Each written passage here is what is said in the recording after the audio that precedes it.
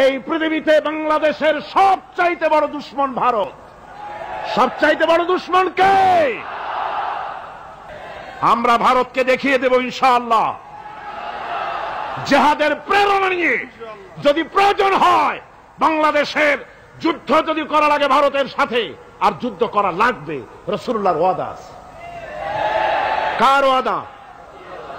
নাসাই শরীফ, ইবনে মাজাহ, এই তার দুটি হাদিসের মধ্যে হযরত আবী হুরায়রা রাদিয়াল্লাহু তাআলা আনহু বর্ণিত হাদিস রয়েছে। বলেছেন দুই শ্রেণীর লোক কিয়ামতের দিন জাহান্নাম থেকে মুক্ত হয়ে যাবে। এক শ্রেণী হচ্ছে যারা ঈসা আলাইহিস সালামের সাথে সাথী হয়ে যারা লড়বে আর শহীদ হবে, কিয়ামতে তারা জান্নাতে যাবে, জাহান্নাম থেকে মুক্ত। আর দ্বিতীয় শ্রেণী ভারতের সঙ্গে একটা যুদ্ধ হবে, রাসূল বলেছেন হিন্দুস্তানের সঙ্গে একটা লড়াই হবে। ওই লড়াইয়ে যারা শহীদ হবে, রাসূলুল্লাহ বলেছেন কিয়ামতের দিন জাহান্নাম থেকে আল্লাহ মুক্ত করে দেবে।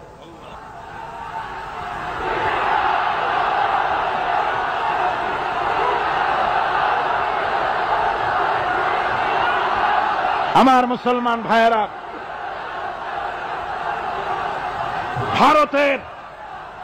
ভারতের জনগণের সাথে আমাদের কোনো বিদ্বেষ নাই, ভারতের জনগণের সাথে আমাদের কোনো শত্রুতা নাই, ঠিক কিনা?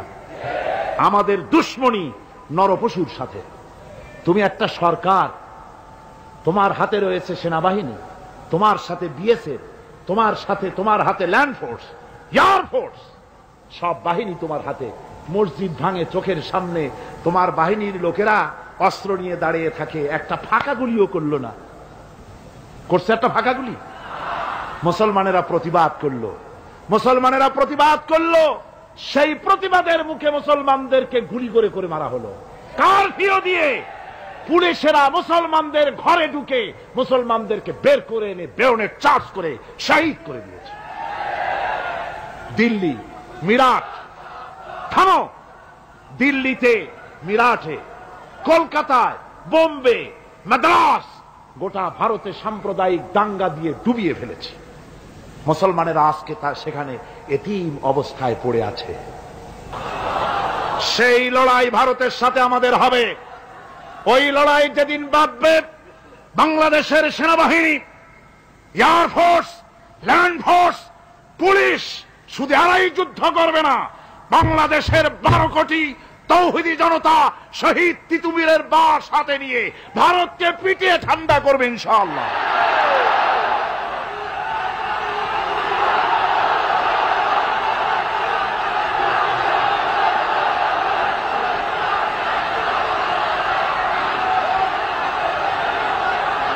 আমার দেশে ভারতের মসজিদ ভাঙার প্রতিবাদে আমাদের দেশে একটা হিন্দুও মরে নাই, কথা ঠিক কিনা কন? কিন্তু ভারতে ভেঙেছে তারা বাবরি মসজিদ, আমার দেশের 15 জন মুসলমান পুলিশের গুলিতে নিহত হয়েছে। আমার দেশে হিন্দু মরে নাই, তোমরা আমার দেশে সেখানে আমার মুসলমান মেরেছ। হযরত আব্দুল্লাহ বিন ওমর রাদিয়াল্লাহু তাআলা আনহু বলছেন যে আমি রাসূলের সঙ্গে কাবা শরীফ তাওয়াফ করতেছিলাম, আমি বলতে শুনলাম রাসূল বলছেন, হে কাবা, তোমার কত মর্যাদা, তোমার কত সম্মান, তুমি কত মহান, তোমার কত ইজ্জত। তবে কাবা শুনে রেখো, আল্লাহ রাব্বুল আলামিনের একটা মুমিন বান্দার যে মর্যাদা, তোমার মর্যাদা যত হোক একটা মুমিনের চাইতে নিশ্চয়ই বেশি নয়। তোমরা মসজিদ ভেঙেছো আর আল্লাহর মুমিন বান্দাদেরকে ভেঙেছো। ভারত সরকার শুনে রাখো, মসজিদ ভাঙো নাই, তকদির ভেঙেছো। মসজিদ যেভাবে মসজিদের ইটগুলি টুকরা টুকরা হয়েছে, গোটা ভারত আজ হোক কাল হোক মসজিদের ইটের মতোই টুকরা টুকরা হয়ে যাবেই যাবে ইনশাআল্লাহ।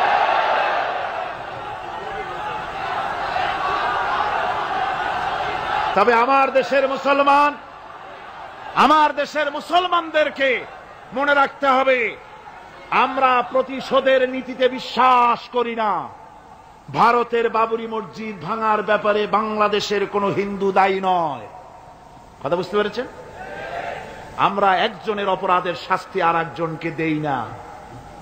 বাংলাদেশের কোন হিন্দু ওই ঘটনার জন্য দায়ী নয়। আমাদের দেশে মন্দির 2-4টা ভেঙেছে, আমরা খবর নিয়েছি, এই মন্দিরগুলি মুসলমানেরা ভাঙে নাই। এই মন্দিরগুলি ভারতের এজেন্টদের উস্কানিতে হিন্দুরা নিজেরা ভেঙেছে, মুসলমানেরা ভাঙে নাই। ভারতীয় দালালেরা বাংলাদেশের সারা পৃথিবীতে সাম্প্রদায়িক সম্প্রীতির ভাব মূর্তিকে ক্ষুণ্ণ করার জন্য এই কাজ তারা করেছে।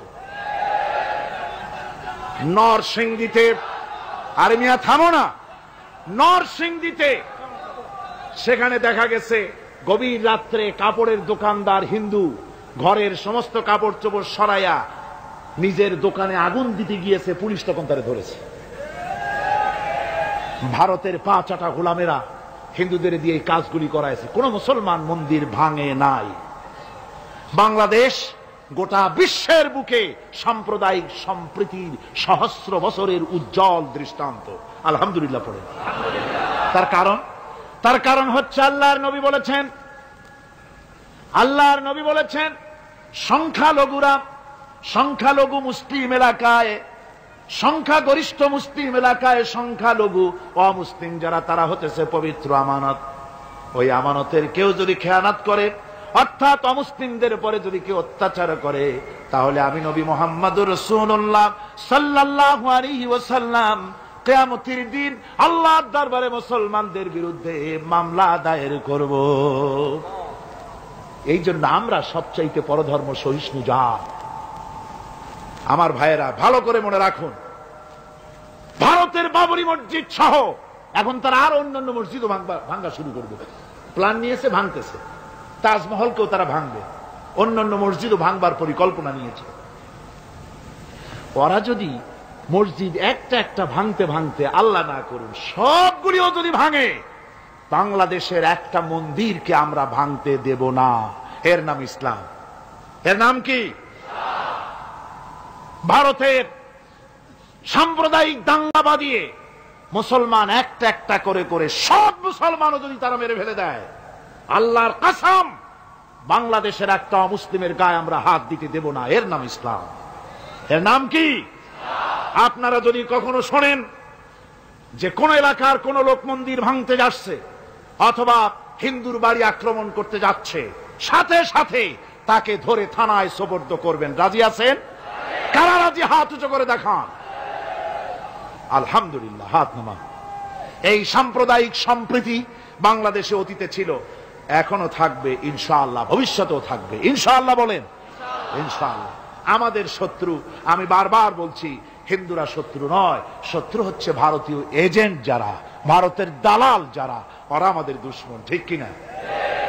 তারা বাংলাদেশের স্বপ্ন এখানে বসে দেখে, পত্রপত্রিকার মাধ্যমে, টিভির মাধ্যমে হাজারো প্রচেষ্টা তারা চালিয়ে যাচ্ছে ইসলামের বিরুদ্ধে।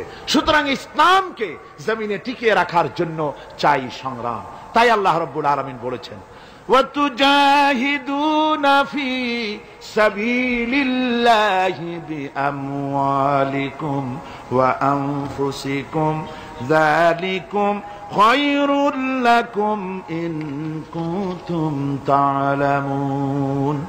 আল্লাহ পাক বলেন, আমার রাস্তায় জিহাদ করো, জান দাও, মাল দাও, জান দাও, জিহাদ করো, এটাই হলো উত্তম কাজ।